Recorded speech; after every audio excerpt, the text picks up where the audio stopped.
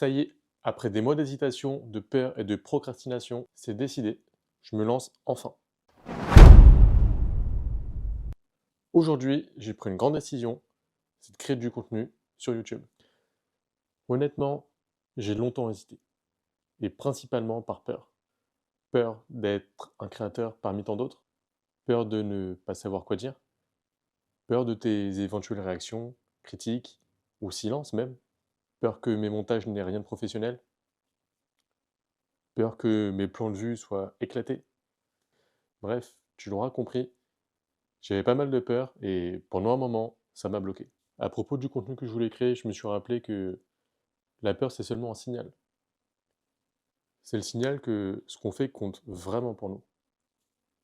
Ou que notre vie est en danger de mort. Mais ça va, je me sens plutôt safe derrière ma caméra.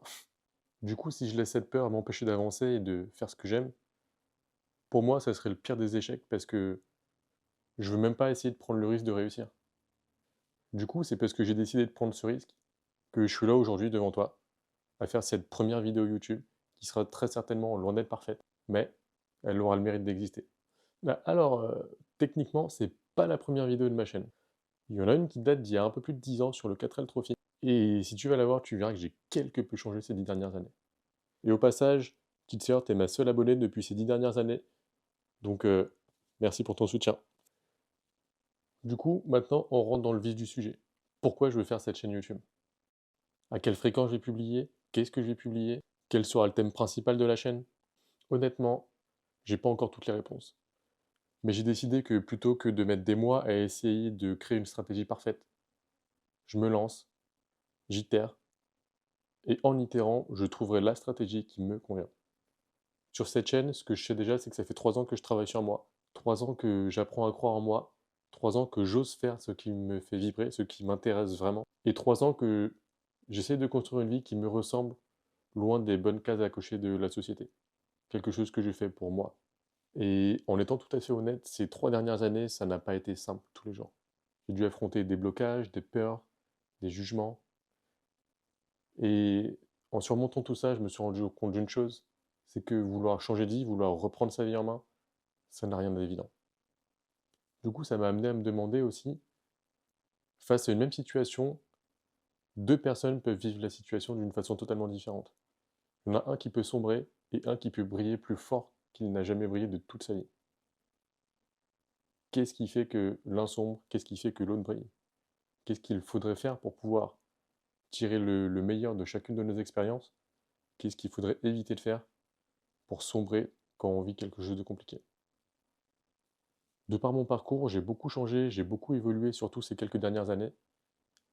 Et du coup, je me suis aussi mis en quête de vouloir montrer que les clichés de je suis un gars timide, j'ai pas confiance en moi, je suis comme ça parce que j'ai vécu ça avec mes parents, parce qu'il y a ça, parce qu'il y a ça, je suis comme ça parce que ma génétique.